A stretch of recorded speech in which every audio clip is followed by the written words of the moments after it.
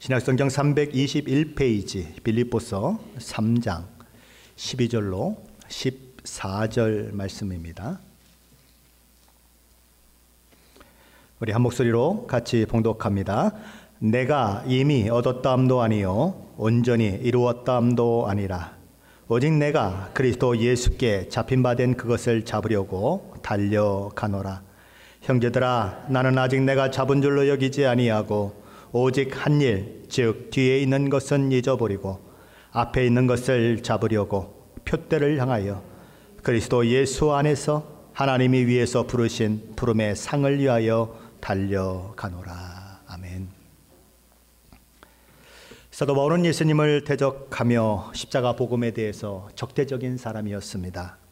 수많은 그리스도인들에게는 공포의 대상이고 두려움의 대상이었어요.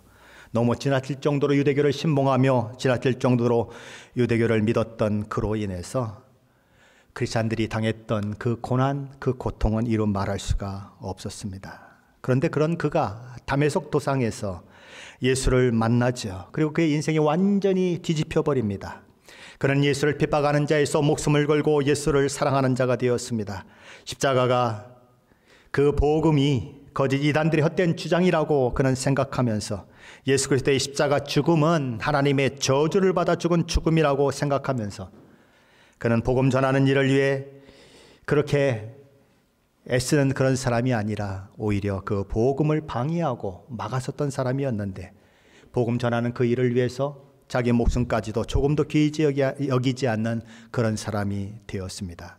주 예수 그리스도의 십자가의 그 사랑에 붙잡힌 자요, 십자가만을 자랑하는 그런 사람이 되었습니다. 그는 내 주 예수 그리스도를 아는 지식이 가장 고상하기 때문에 내가 가진 모든 것을 다 잃어버려도 내 삶을 다 투자해도 심지어 내 목숨까지도 내어준다고 해도 나는 상관없습니다 라고 고백하는 믿음의 사람이 되었습니다. 그는 자신을 선택하시고 부르시고 제사함과 의롭게 되는 은혜를 허락하셨을 뿐만 아니라 이방인의 빛이 되어 이방인을 주께로 인도하는 복음의 그 사도가 되는 그 사명을 주신 그 우리 주님의 명령을 따라 어떤 제자들보다도 더 열정적으로 복음을 위해 헌신했던 사람입니다. 그는 수많은 교회를 세웠습니다. 수많은 믿음의 사람들을 만들어냈습니다. 그 모든 것들은 복음이 전해지는 그 환경이 쉽거나 우호적이거나 그런 것들 통해서 되어진 것이 아니고 굉장히 적대적이고 복음을 전하기 어려운 상황 가운데 되어진 것이기 때문에 그가 이룬 성취는 참으로 값지고 놀라운 것이 아닐 수 없는 것입니다. 그는 복음을 전하면서 어떤 상황을 만났을까요? 그는 어떤 고통을 겪게 되었을까요? 고린도서 11장에 보면 23절 하반절부터 27절 말씀에 이런 말씀을 하고 있습니다. 우리 화면을 보시면서 함께 읽어보겠습니다. 내가 수고를 넘치도록 하고 옥에 갇히기도 더 많이 하고 매도 수없이 맞고 여러 번 죽을 뻔하였으니 유대인들에게 40에서 하나 가만매를 5번 맞았으며 3번 태장으로 맞고 1번 돌로 맞고 3번 파선하고 일주야를 깊은 바다에서 지냈으며 여러 번 여행하면서 강의 위험과 강도의 위험과 동족의 위험과 이방인의 위험과 시내의 위험과 광야의 위험과 바다의 위험과 겨짓 형제 중에 위험을 당하고 또 수고하며 애쓰고 여러 번 자지 못하고 줄이며 목마르고 여러 번 굶고 춤고 헐벗었노라. 사도 바울이 복음을 전하면서 당했던 그런 현실, 그 고난, 그 고통이었습니다. 사도 바울은 그뿐만 아니라 복음의 진리와 복음의 진리를 따라 말하고 행동하는 일에 대해서 타협을 불허했던 사람입니다.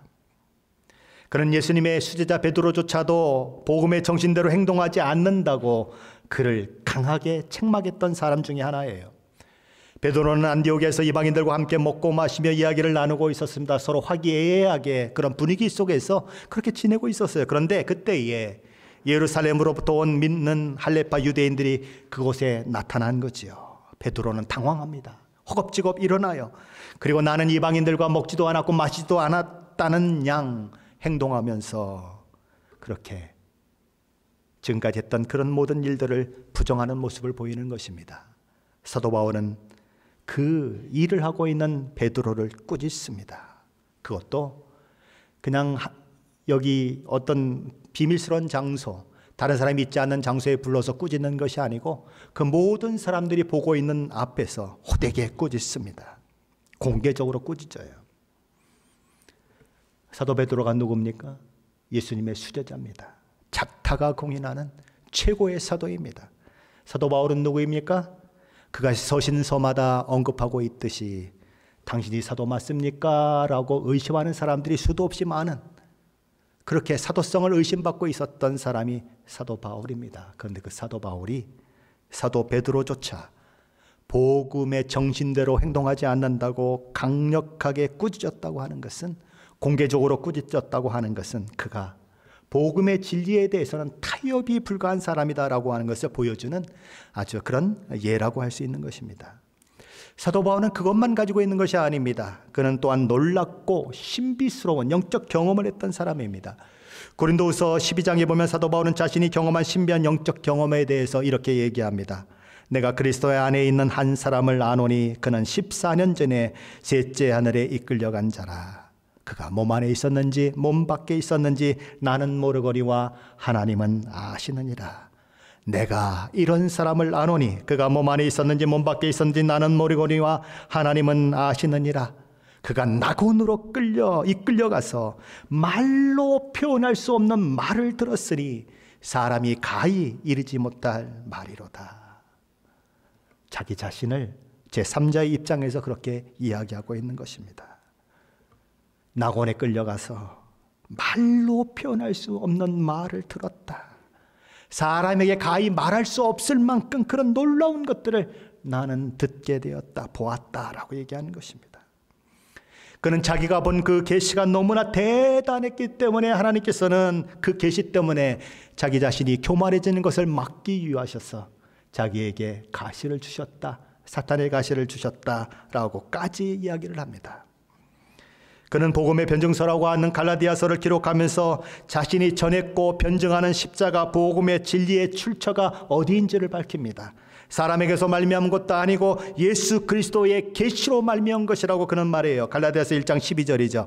이는 내가 사람에게 받은 것도 아니요 배운 것도 아니요 오직 예수 그리스도의 계시로 말미암은 것이라. 사도 바울이 이룬 업적, 사도 바울이 경험한 신비한 경험들, 놀라운 계시, 이런 것들을 다 생각한다면 우리는 사도 바울을 보고 도무지 우리가 따라갈 수 없는 정말 놀라운 사람, 정말 대단한 사람이다 라는 말을 할 수밖에 없겠죠.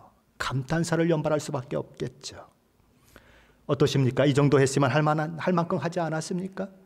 이 정도 되었으면 내가 다 이루었다고 할 만하지 않습니까?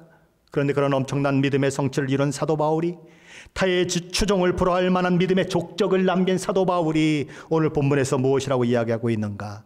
우리 12절 말씀을 통해서 한번 확인해 봅니다. 12절 말씀입니다. 같이 읽습니다. 내가 이미 얻었다함도 아니요 온전히 이루었다함도 아니라 오직 내가 그리스도 예수께 잡힌 바 된 그것을 잡으려고 달려가노라. 사도 바울은 내가 이미 얻었다함도 아니요 온전히 이루었다함도 아니다 라고 말합니다.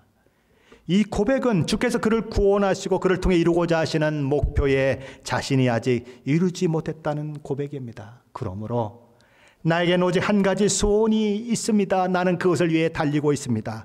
그 소원이 무엇입니까? 내가 그리스도 예수께 잡힌 바 된 그것을 잡는 것입니다. 사도 바울은 내가 그리스도에게 붙잡혔다라고 말합니다. 사도 바울 자신이 예수 그리스도를 붙잡은 것이 아니고 십자가에 달려 죽으시고 부활하신 그리스도께서 친히 바울을 붙잡으셨습니다라고 그는 고백하는 것입니다. 그는 예수님께 관심을 보였던 사람이 아니에요. 오히려 예수님을 핍박했던 사람입니다. 어떤 분들 중에는 예수 믿고 싶은데 믿어지지 않는다고 기도해 달라고 하는 사람들이 있습니다. 사도 바울은 그렇게 하나님 앞에 기도했던 사람도 아닙니다. 오히려 하나님을 배반하고 하나님께서 보내신 독생자 예수 그리스도를 부정하고 하나님의 저주를 받아 십자가에 달려 죽은 예수를 그리스도요 메시아로 섬기는 것은 이단 사상이라고 생각하면서 그 이단적 가르침은 막아야 하고 절대적으로 없애버리는 것이 내 임무다라고 생각하며 힘을 다해서, 정말 열정을 다해서 복음을 대적했던 사람입니다. 선봉했었던 사람이에요. 그런데 그런 사도 바울을 예수님이 찾아오시고 만나 주셨어요. 그를 거듭나게 하시고 하나님의 사람이 되게 하시고 복음의 사도가 되게 하신 것입니다. 그래서 그는 이렇게 고백하는 것이에요. 오직 내가 그리스도 예수께 잡힌 바 된 그것을 잡으려고 달려가노라. 우리 주 예수 그리스도께서 바울을 선택하시고 그를 붙들으셨는데 이제 바울은 그분의 선택에 반응하는 사람이 되었다라고 이야기하는 것입니다. 그는 다메섹 도상에서 부활 승천하신 예수님을 만납니다. 그는 거기서 구원받은 하나님의 자녀가 되어, 그리고 또한 거기서 우리 주님의 부르심을 따라 이방인에게 복음의 빛을 비추는 사명자로, 이방인의 사도로 세워집니다. 그러게 사도 바울은 우리 주님께서 그를 구원하여 이루고자 하시는 목표를 향해서, 이방인의 사도가 되게 하신 그 사명을 이룬 그 목표를 향해서 나는 지금도 달리고 있습니다 라고 고백하고 있는 것입니다. 다 이루지 못했다. 아직 온전히 모든 것을 행하지 못했다. 그러므로 나는 끊임없이 달려간다. 누가요? 저와 여러분이 세상에 저런 사람이 어떻게 있을 수가 있을까? 엄강생신 사도 바울 같은 사람을 어떻게 내가 본받을 수 있을까라고 생각했던 사도 바울이 나는 아직 이루지 못했다고 얘기하는 거예요. 그런데 오늘날 예수 믿는 사람들 중에는 구원받았던 사실에 만족하고, 자기가 과거에 조금 열심히 했던 것에 만족하고, 주의를 지키고 교회에서 잠깐 봉사하는 것들, 그런 것들로 내 역할 충분히 했다고 생각하며 마치 다 이루은 것처럼 생각하는 사람들이 있는 것입니다. 근데 사도 바울은 뭐라고 얘기합니까? 아직 이루지 못했다라고 얘기하는 거예요. 충분하지 않다.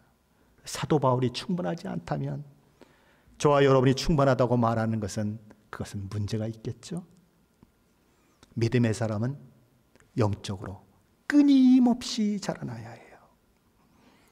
고린도전서 14장 20절에 사도 바울은 이렇게 얘기합니다. 형제들아, 지혜에는 나이가 되지 말고 악에는 어린아이가 되라. 지혜에는 장성한 사람이 되라.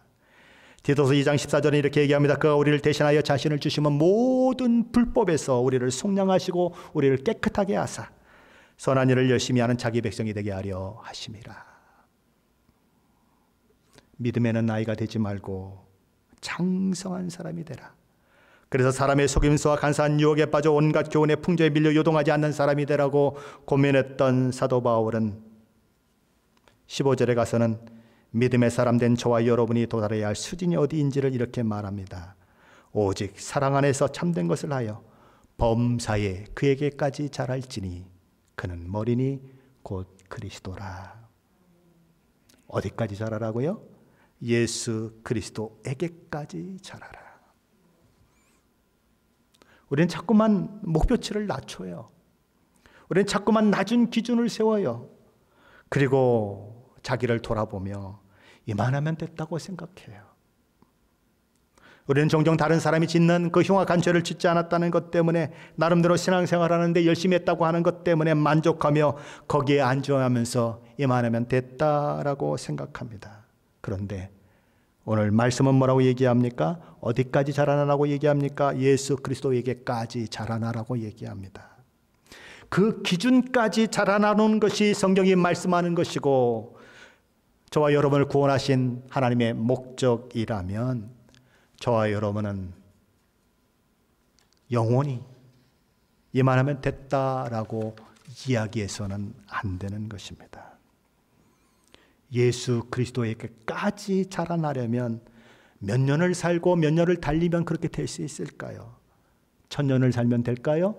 10,000년을 살면 될까요? 1000년을 달리고 10,000년을 달리면 예수님의 분량까지 올라갈 수 있을까요? 불가능합니다. 그런데 우리는 100년도 못 사는 인생을 살면서 다 달렸다 생각하고 나도 왕년에는 당신만큼 했어 라고 이야기하며 그냥 밋밋한 신앙생활을 하려고 하는 것입니다. 교회에 와서는 그냥 마치 장식품처럼 나는 자리만 지키면 됩니다 라고 생각하는 사람이 있는 거죠. 하나님께서는 하나님의 자녀된 저와 여러분을 향해 뭐라고 말합니까? 내가 거룩하니 너희도 거룩할지어다 라고 말씀하십니다. 내가 거룩하니 너희도 거룩할지어다. 우리의 목표는 저 사람보다 낫는 것 가지고는 안 돼요. 우리의 목표는 거룩하신 하나님의 수준을 담는 것이 되어야 한다는 것입니다. 우리의 목표는 사도 바울의 고백처럼 그리스도처럼 살고 그리스도처럼 죽는 것, 범사에 그와 같이 되는 거예요. 우리 주 예수 그리스도의 삶을 그대로 우리의 삶 속에 재현해내는 것입니다. 그러니 우리는 하나님께서 주신 목표를 낮춰서는 안 돼요.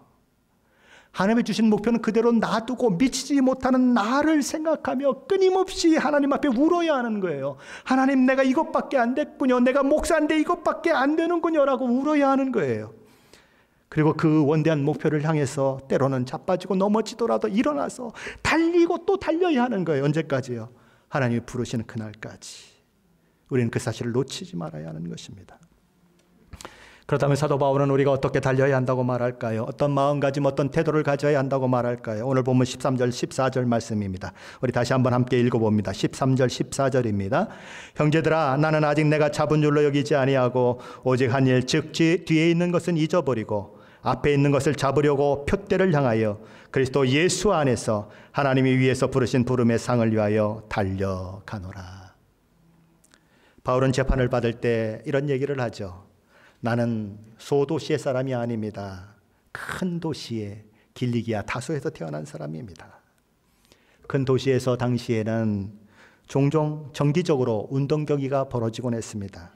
사도 바울은 그곳에서 태어났고 어린 시절 그런 운동 경기를 보며 자랐습니다.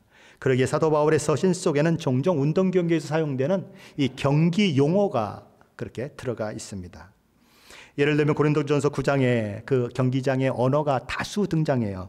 이런 말들이 있죠. 운동장에서 다름질하는 자들이 다 달릴지라도 오직 상을 받는 사람은 한 사람인 줄을 너희가 알지 못하느냐. 이기기를 다투는 자마다 모든 일에 절제하나니. 그러므로 나는 다름질하기를 향방 없는 것 같지 아니하고 싸우기를 허공을 치는 것 같지 아니하며. 이런 표현들은 전부 경기장 언어들이에요. 사도 바울은 오늘 본문에서도 경기장 언어를 사용합니다. 마치 단거리 주자가 자기 몸을 앞으로 쭉 내밀고 두 눈은 저 멀리의 목표 표대에 집중하면서 달리는 모습으로 묘사하고 있습니다. 단거리 주자의 특징은 뭘까요? 단거리 주자가 달리면서 뒤를 돌아보는 경우를 보셨습니까? 아니에요. 전력을 다해서 앞만 보고 달려갑니다. 그렇게 달려가도 우승을 할까 말까 한데 언제 뒤를 돌아보고 옆에를 돌아볼 시간이 있겠습니까? 돌아보지 않아요. 단거리 주자는 앞만 보고 달려가는 것입니다. 그래서 믿음의 경주를 하는 사람들은 바로 그렇게 전력을 다해서 달려가야 하는데 그들이 가져야 할 첫 번째 마음가짐 무엇인가? 사도 바울이 이렇게 얘기합니다. 스스로 다 이룬 것처럼 착각해서는 안 된다. 사도 바울은 형제들아 나는 아직 잡은 줄로 여기지 아니하고 라고 말합니다. 이미 잡은 줄로 여기고 그렇게 생각하는 마음가짐은 우리로 하여금 하나님께서 주신 목표를 향한 다름질을 멈추게 하는 원인이 됩니다. 이만하면 됐지. 왕년에 나도 아무리 부르짖어 봐야 오늘 신앙이 잘못되었다면 그것은 문제인 것입니다. 2020년 10월 6일자 SBS 뉴스에 김칫국 세레머니 때문에 우승을 놓친 세계적인 사이클 선수 줄리앙 알리 필립 선수에 대한 그런 기사가 방영된 적이 있습니다. 그는 프랑스 출신의 그 사이클 선수로서 세계 기록들을 수없이 남겼던 사이클계의 세계 챔피언입니다. 2020년 10월 6일 그는 벨기에에서 열린 세계 사이클 대회에 참석을 했습니다. 마지막 고린 지점을 향해 그렇게 막판에 피직을 올리고 있는 선두 그룹들이 있었죠. 근데 그 선두 그룹 안에 바로 이 프랑스의 줄리앙 알라 필립이 포함되어 있는 것입니다. 아나운서는 말합니다. 이제 드디어 선두 그룹이 보이기 시작했습니다. 거기 보니까 줄리앙 알라 필립이 그곳에 포함되어 있군요. 이제 목표치가 얼마 남지 않았습니다. 예, 줄리앙이 드디어 피치를 올리기 시작하면서 앞으로 쭉 나옵니다. 예, 1등은 이제 보나마나인 것 같습니다. 라고 하면서 막 얘기해요. 그런데 이 줄리앙 알라 필립이 몇 초 남겨놓고는 승리를 자신하면서 두 손을 번쩍 들어버립니다. 내가 이겼다. 그러는 사이에 2등으로 달려오는 사람이 그냥 길을 쓰고 전력 질주해서 달려가는데 둘이 거의 동시에 꼬린 지점을 들어왔습니다. 심판이 아무리 봐도 누가 1등으로 들어왔는지 판결이 안 돼요. 그래서 비디오 판독을 하기 시작했습니다. 비디오 판독을 딱 했더니 앞에 줄이 3개가 딱 있는데 줄 하나 차이예요. 불과 몇 센치 차이입니다.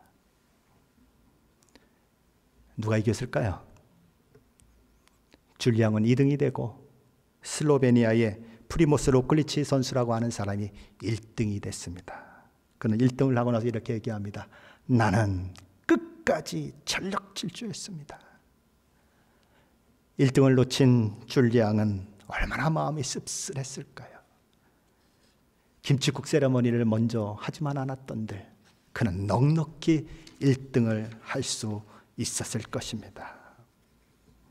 그런데 그렇게 세계적인 선수권자인 그 줄리앙은 그만 미리 세레머니를 하다가 승리 세레머니를 하다가 그만 2등을 하고 만 것이지요. 사도 바울은 우리는 경주자라고 말합니다. 그 시대에 단거리 경주를 하는 것처럼 우리는 경주하는 사람이라고 얘기합니다. 뭐라고 얘기해요? 형제들아, 나는 아직 잡은 줄로 여기지 않는다. 이미 잡은 줄로 착각하고 이미 우승을 확신하고 김칫국 세레모니를 했던 프랑스 사이클 선수처럼 나는 살지 않는다. 나는 끝까지 페달을 밟겠다. 나는 끝까지 최선을 다하겠다라고 얘기하는 것입니다. 하나님께서 주신 목표를 향해 다름질하는 사람에게 필요한 두 번째 마음가짐은 오직 한 가지 일에 집중하는 거예요. 사도 바울은 뭐라고 얘기합니까? 오직 한 일이라고 말합니다. 이 말은 내가 하는 일은 오직 한 가지입니다 라고 하는 의미예요. 전심으로 달려가는 육상 선수는 주변 것에 신경 쓸 겨를이 없습니다. 아무리 산이 아름다워도 아무리 주변의 꽃이 아름다워도 그것에 눈길을 팔면 우승할 수 없습니다. 서로 그곳에서 사랑하는 애인이 응원을 하고 있더라도 그것을 쳐다볼 수가 없습니다. 전심을 다해 달려야만, 전력으로 달려야만 우승할 수 있습니다. 그런데 누구도 그래야 한다는 것입니까? 저와 여러분도 그래야 한다는 것입니다. 성경을 보려고 하는데 얼마나 산만한 환경이 많습니까? 기도 좀 하려고 하는데 얼마나 많은 생각들이 이 머릿속에서 왔다 갔다 합니까? 목사도 새벽에 앉아서 기도할 때 하나님 앞에 어떨 때 이렇게 기도해. 하나님, 나 기도하는 거 맞아요? 도대체 머릿속에서 교회의 여러 가지 일들이 막 스쳐가는데 기도가 안 돼요. 기도가 안 돼. 그렇게 힘든 거예요. 얼마나 많은 것들이 저와 여러분의 마음을 빼앗고 있습니까? 얼마나 많은 것들이 저와 여러분을 하여금 믿음의 생활을 하지 못하게 만들고 있습니까? 산만해지게 만들고 흥미거리로 우리를 유혹하게 만드는 세상 가운데 우리는 살고 있지요. 우리의 시선을 빼앗기고 우리의 마음을 빼앗기는 것들이 넘치는 그 시대에 우리는 살고 있습니다. 왜? 점점 젊은 세대가 될수록 예수 믿는 사람이 줄어들까요? 유혹하는 것이 너무 많죠. 그들의 시선을 빼앗는 것들이 너무 많기 때문에 그렇습니다. 그런데 천국 백성은 그렇게 살면 안 된다는 거죠. 이 땅에 나그네라고 하는 것을 기억해라. 저와 여러분이 해야 할 일은 오직 한 가지 일, 오직 한 가지 목표에 집중해야 한다. 이기기를 원하면서 만일 자기 절제에 실패한다면 그는 결코 이길 수 없다. 만약에 곤투 선수가 상대를 주목하지 않고 아무렇게나 주먹을 휘둘러댄다면 그는 조만간 지칠 것이고 그가 정확하게 뻗은 그 펀치 한 대 맞고 KO에 당하게 될 것이다. 그러니 집중해라. 예수 믿는 것이 무엇인지, 예수 믿고 정말 구원받았다고 하는 것이 무엇인지, 하나님이 내게 목적하고 있는 것이 무엇인지 주목하고 다른 것 다 제거하고 온 힘을 다해 달려가라 라고 얘기하는 것입니다. 하나님께 주신 목표를 향해 다름질을 사는 사람들에게 필요한 세 번째 마음가짐은 과거에 얽매이지 않는 것입니다. 사도 바울은 이렇게 얘기합니다. 뒤에 있는 것은 잊어버리고, 잊어버린다고 하는 것은 무시하는 것, 무관심하는 것, 더 이상 염려하지 않는 것을 말합니다. 사도 바울은 과거의 성취에 연연하지 않겠다고 선언합니다. 과거에 이룬 성과에 연연하다 보면 자만해집니다. 그리고 그 자만은 전력을 다해 질주하는 그 다름질을 방해하는 요소로 작용합니다. 자기 만족에 빠져서 계속 뒤를 돌아보면서 저만 뒤떨어져 있는 사람을 볼 시간이 우리에게는 없어요. 우리는 계속해서 달려가야 하는 것입니다. 달리기 선수의 임무는 지금까지 출발선으로부터 얼마나 왔느냐를 뒤돌아보는 것이 그의 임무가 아니고요. 앞으로 달려갈 길이 얼마나 있는가를 봐야 그의 임무를 완성할 수 있는 거예요. 그 목표를 향해서 그냥 달려가야 하는 거예요. 뒤돌아볼 시간이 없다는 거예요. 사도 바울은 세상적 자랑거리가 넘쳤지 않습니까? 그 예수 믿은 후에도 그에게는 정말 자랑거리가 넘치지 않습니까? 복음을 위해 그가 이룬 성취는 세상 어떤 사람도 따라갈 수 없는 놀라운 성취가 아니었습니까? 그러나 사도 바울은 과거 자신이 이룬 성과에 만족하거나 안주하지 않겠다고 선언합니다. 왜냐하면 지금까지 자기가 전력으로 달려온 것은 사실이지만 아직도 가야 할 길이 까마득하다고 그는 생각하는 것입니다. 그 사실을 너무나 잘 알고 있기 때문에 계속 달려가는 것입니다. 자기를 채찍질하며 달리는 거예요. 우리는 과거 지향적인 믿음이 아니라 미래 지향적인 믿음을 가져야 합니다. 과거에 이룬 일은 분명 감사한 일이에요. 과거에 나를 사용하신 하나님의 그 일들은 정말 우리가 감사해야 할 일들이에요. 그러나 과거에 얽매여서 오늘을 제대로 살지 못한다면, 오늘을 달리지 못한다면 승리는 우리 것이 될 수가 없습니다. 우리는 과거에 얽매이지 말아야 할 뿐만 아니라, 과거에 그 성취에 얽매이지 않을 뿐만 아니라 과거의 실패에도 얽매여서는 안 되는 것입니다. 과거의 실패나 죄로 넘어졌던 기억들, 교회에서 열심히 봉사하다가 상처 입었던 기억들, 목사나 장로로부터 어려움을 당했던 기억들. 그래 맞아. 교회는 깊이 들어가면 안 되는 거야. 목사하고 깊이 사귀면 절대 안 돼. 아주 그걸 믿음처럼 가지고 있는 사람들이 있어요. 마치 성경 말씀처럼 붙들고 있는 사람들이 있어요. 그래서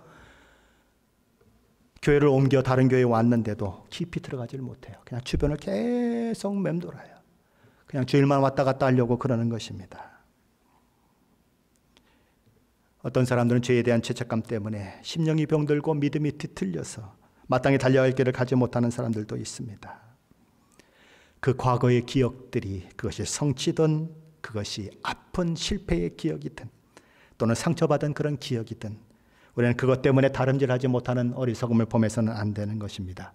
사도 바울처럼 뒤의 것은 잊어버리셔야 해요. 우리 하나님도 뭐라고 말씀하십니까? 내가 기억하지도 않겠다. 너의 죄를 내 뒤로, 등 뒤로 돌렸다.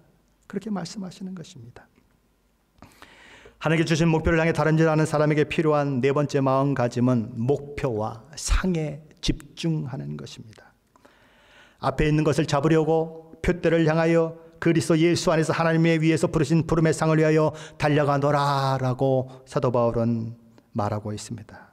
여기 표대라고 하는 이 헬라어는 스코폰이에요. 이 전차 경주나 육상 경기 결승점을 말합니다.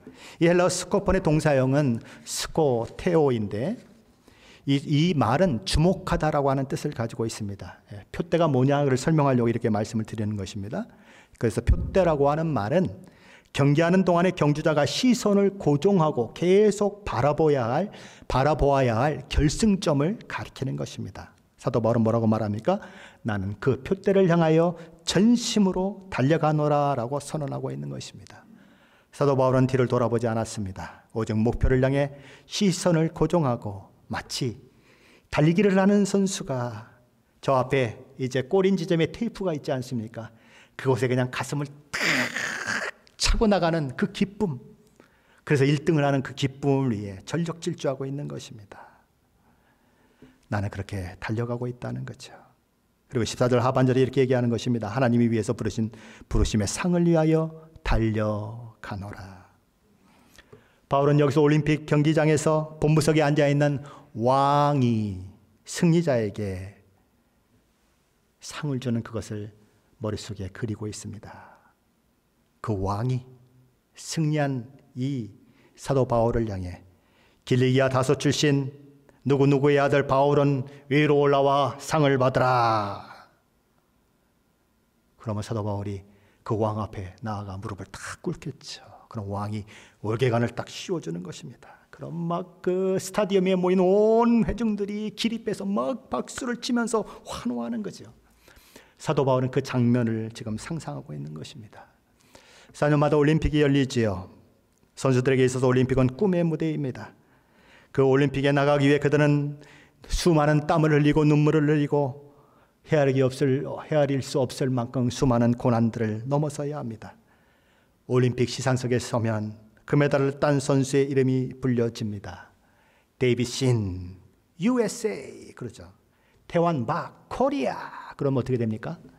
그럼 미국 국기가 개양되고 미국 국가가 막 울려 퍼집니다. 한국 국기가 개양되고 한국 국가가 울려 퍼집니다. 그 순간 시상대 제일 꼭대기에 서 있는 선수의 눈에서는 주르륵 눈물이 흘러내립니다.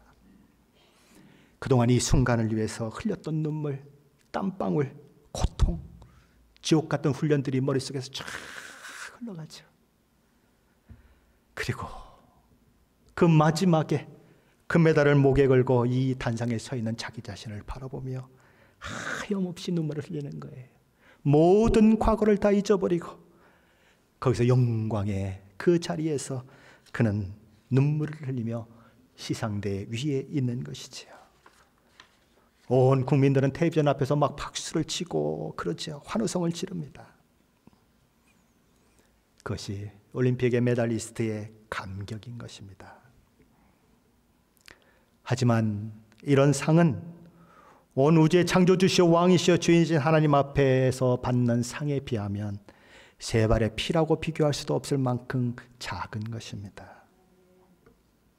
그들이 받아봐야 최고 명예로 받아봐야 로마 제국의 왕 가이사에게 받는 상이요.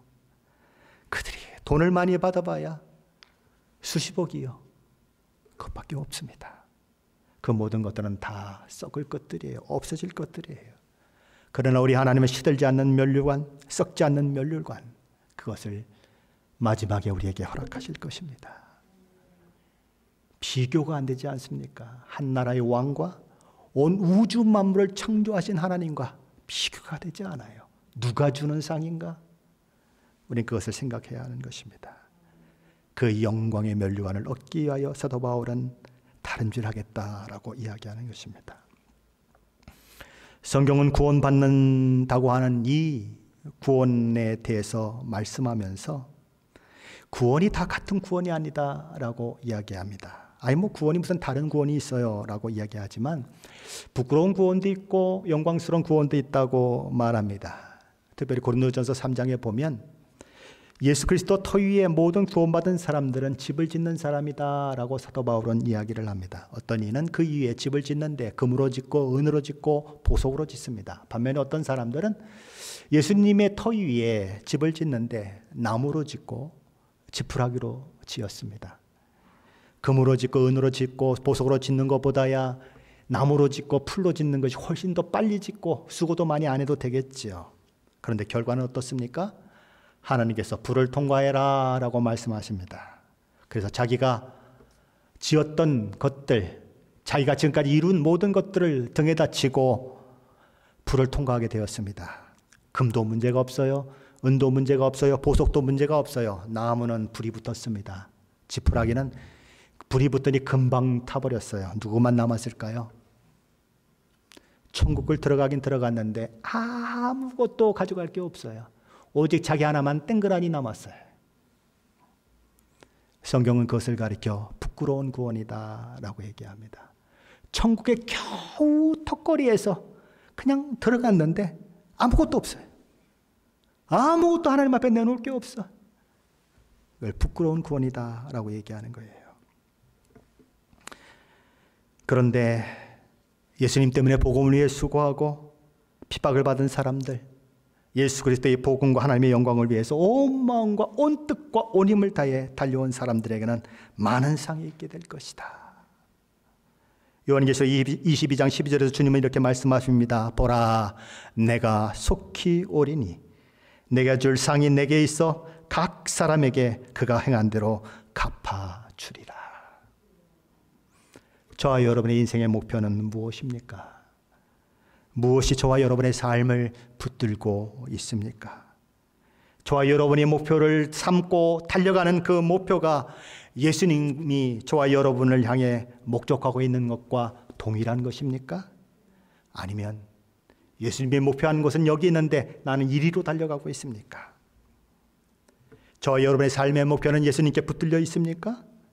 저와 여러분이 가는 그 길에서 우리의 생명의 주인이시여 구원자 되시는 예수 그리스도를 만날 수 있다고 생각하십니까? 저와 여러분이 결승점을 통과할 때에 예수님이 저와 여러분을 반기시며 아들아 딸아 어서 와라 자랑스럽다 라고 안아줄 그 길을 저와 여러분이 가고 있습니까? 저와 여러분의 이름을 부르며 아무개야 이긴 자에게 내가 멸류관을 씌워주노라. 왕이시온 우주의 창조주신 그 하나님이 멸류관을 씌워주는 그 길을 저와 여러분은 가고 있습니까? 내가 이미 얻었다함도 아니요 온전히 이루었다함도 아니라 오직 내가 그리스도 예수께 잡힌 바 된 것을 잡으려고 달려가노라.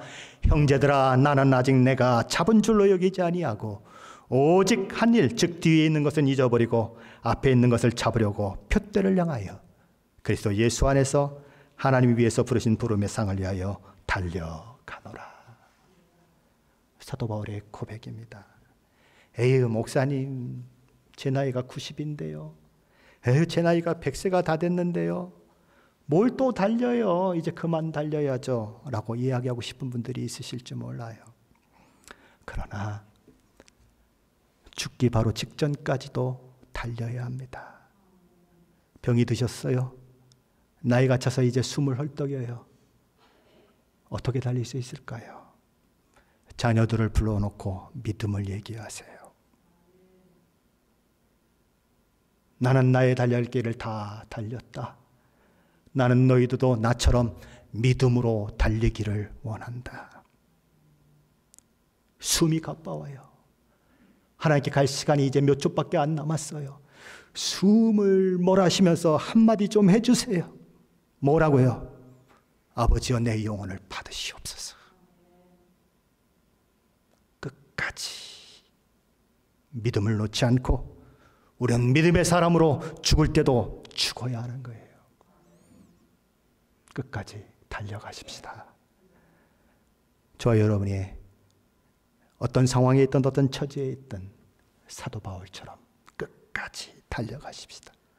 아무리 달려도 이룰 수 없는 목표이지만 끝까지 달린 자에게는 놀라운 상급이 있을 것이고 하나님이 그런 사람들을 너무나 기뻐하실 거예요.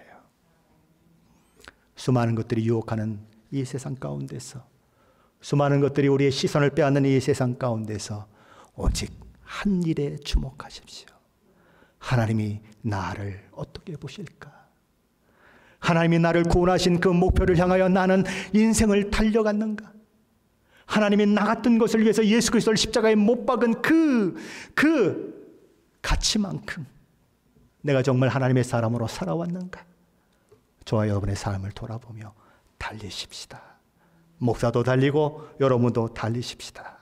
그래서 이 인생의 경주를 잘 달려서 하나님 앞에 복을 누리고 하나님 앞에 영광을 올려드리는 그런 저와 여러분이 되시기를 예수 그리스도 이름으로 간절히 축원합니다.